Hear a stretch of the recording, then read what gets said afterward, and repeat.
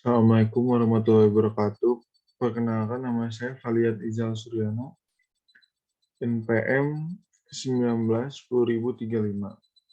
Di sini saya akan mempresentasikan PowerPoint tentang pemidanaan terhadap pegawai bank yang tidak dilaksanakan langkah-langkah ketaatan bank berdasarkan Undang-Undang Nomor 10 Tahun 1998 tentang Perbankan. Lembaga perbankan merupakan suatu lembaga kepercayaan.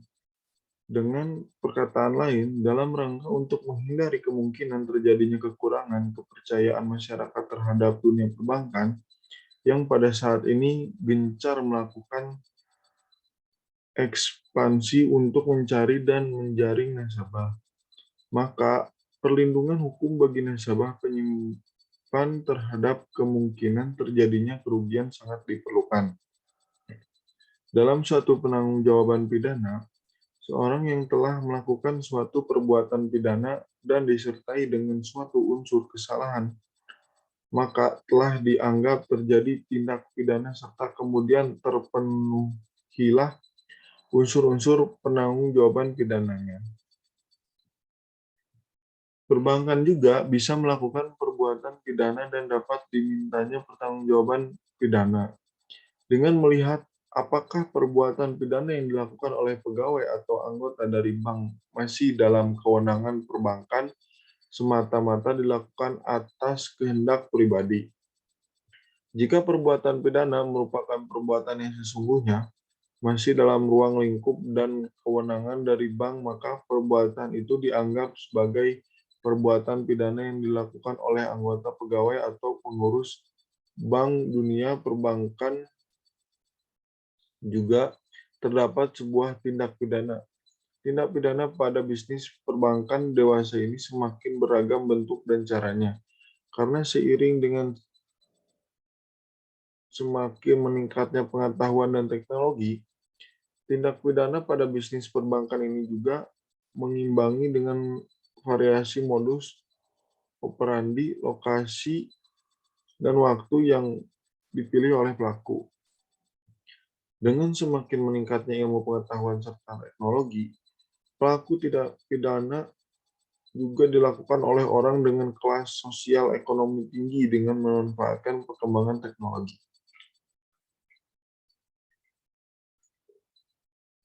Bagaimana pertanggungjawaban hukum pidana terhadap pegawai bank yang melakukan kelalaian akibat tidak dilaksanakannya langkah-langkah ketaatan bank secara berlanjut berdasarkan pasal 49 Undang-Undang Perbankan?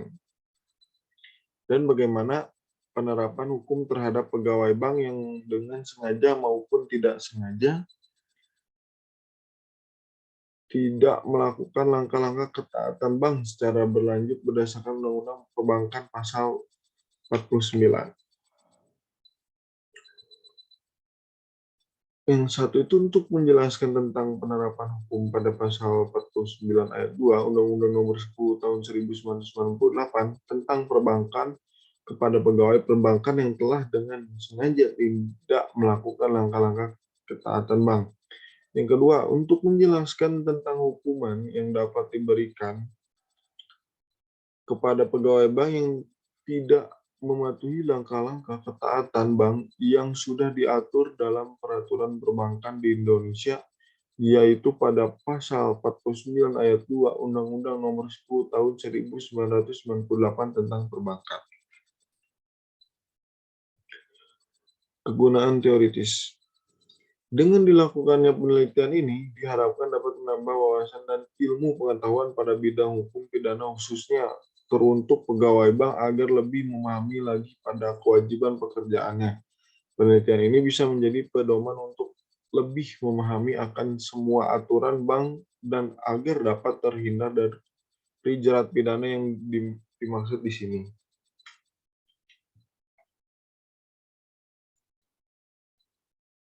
Bagi pembentuk undang-undang, penulis berharap penelitian ini dapat bermanfaat sebagai pedoman mengimplementasikan suatu aturan yang lebih baik lagi karena ditemukannya kekurangan pada aturan yang tertuang dalam pasal ini. Bagi masyarakat, penulis berharap penelitian ini dapat dijadikan pedoman agar lebih memahami setiap kegiatan dalam perbankan agar terhindar dari suatu penipuan pada nasabah bank agar lebih aman.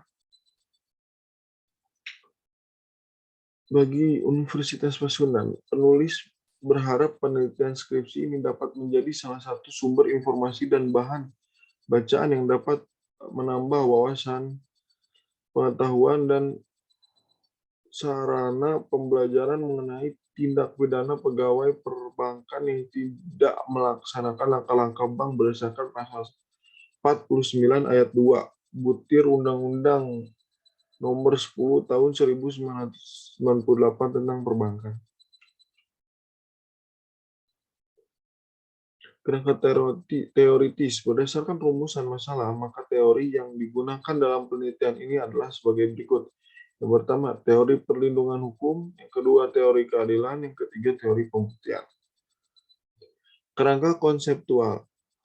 Pertama itu pengertian perbankan menurut Undang-Undang Republik Indonesia Nomor 10 Tahun 1998 tentang perbankan.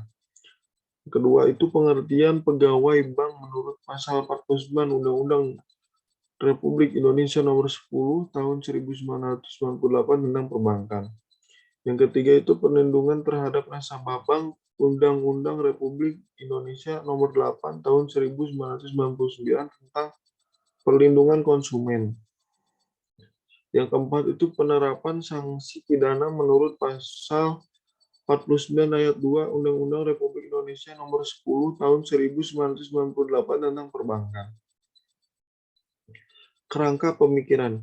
Yang pertama itu Undang-Undang Dasar 1945 Pasal 1 ayat 3. Pegawai bank tidak melaksanakan langkah-langkah ketaatan bank. Ketiga itu Undang-Undang Nomor 10 Tahun 1998 tentang perbankan dan Undang-Undang Nomor 8 Tahun 1999 tentang perlindungan konsumen. Lalu keempat, teori perlindungan hukum, teori keadilan, teori pembuktian. Dan kelima itu jawaban atas hukum. Spesifikasi penelitian. Spesifikasi penelitian ini dilakukan secara deskriptif analisis berupa penggambaran, penelaahan, dan penganalisaan ketentuan-ketentuan yang berlaku. Yaitu metode ini memiliki tujuan untuk memberikan gambaran yang sistematis, faktual, serta akurat dari objek penelitian itu sendiri. Metode pendekatan menggunakan metode pendekatan yuridis normatif, yaitu penelitian yang dilakukan dengan mendasar pada keputusan atau dana sekunder. Metode pendekatan bahan hukum premier, bahan-bahan yang mengikat seperti peraturan perundang-undangan, jurisprudensi, traktat, dan lainnya yang berkaitan dengan pembaharuan UU Perbankan. Bahan hukum sekunder, bahan hukum yang memberikan penjelasan mengenai bahan hukum premier seperti hasil-hasil penelitian, hasil karya, dan kalangan hukum. Bahan hukum tersier, bahan hukum yang memberikan jawaban atas hukuman 14 petunjuk maupun penjelasan terhadap bahan hukum primer dan bahan hukum sekunder seperti kamus, ensiklopedia, dan sebagainya. Tahap dan teknik penelitian. Yang pertama itu penelitian kepustakaan, library research. Yang kedua itu penelitian lapangan, field research. Alat pengumpulan data. Data kepustakaan yang pertama menggunakan catatan untuk memperoleh data yang dilakukan secara tertulis. Yang kedua menggunakan laptop dan memperoleh data yang diperoleh dari alamat website internet. Data lapangan yang pertama menggunakan handphone untuk merekam pembicaraan dalam memperoleh data dari hasil wawancara dan narasumber. Dua, menggunakan panduan wawancara yang telah dipersiapkan sebelum melakukan penelitian. Analisis data. Analisis data dirumuskan sebagai suatu proses penguraian secara sistematis dan konsisten terhadap gejala-gejala tertentu. Metode analisis dalam penelitian ini secara yuridis kualitatif, yaitu data yang diperoleh tersebut disusun secara sistematis, kemudian dianalisis secara kualitatif dengan cara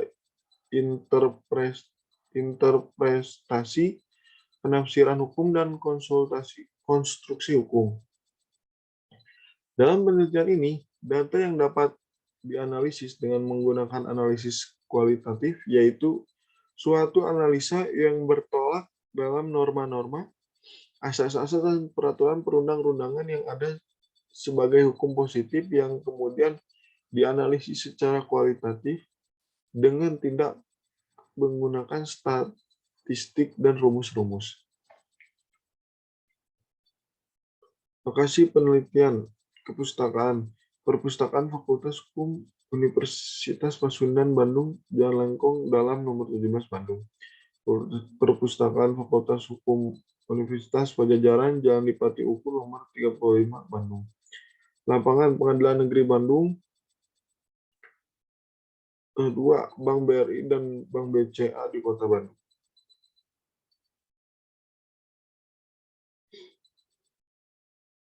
Lalu di sini ada jadwal penelitian.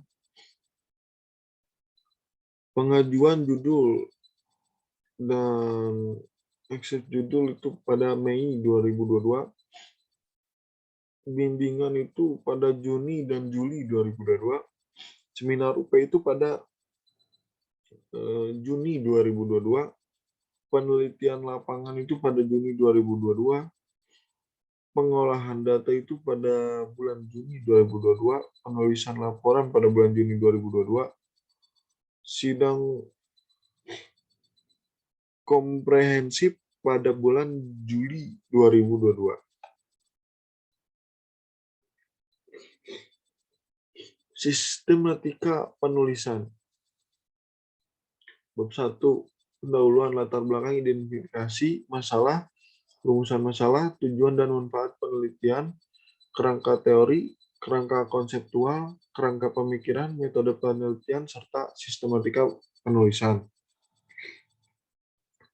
Bab 2, tinjauan pustaka, pengertian perbankan, pengertian pegawai bank,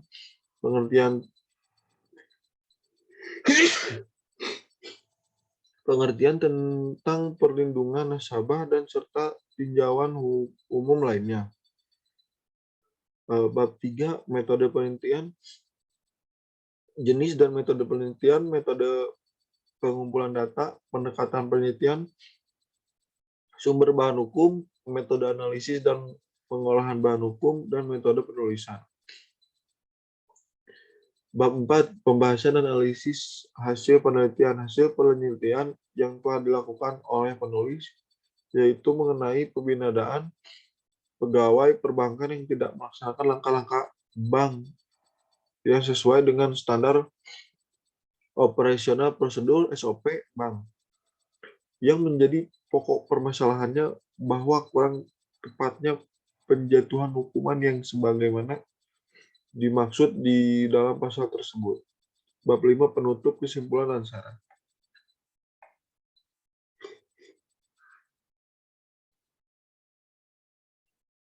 Baik, sekian presentasi dari saya. Assalamualaikum warahmatullahi wabarakatuh.